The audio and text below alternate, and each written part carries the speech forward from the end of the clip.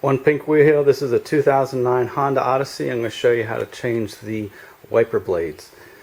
The driver's side takes 26 inch and the passenger side takes 22 inch.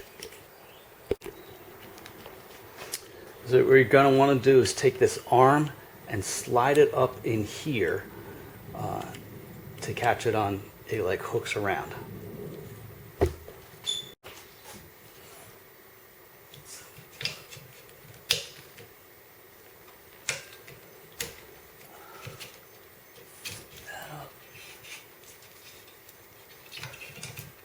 Push it out like that. Okay, now on these Bosch icons, what you're going to want to do is there's a little squeeze thing here. You push that, that lifts up, and then you're going to take this part of the wiper arm. It's going to come through this hole and then hook around here like that. Through the hole, and I'm hooking it right there.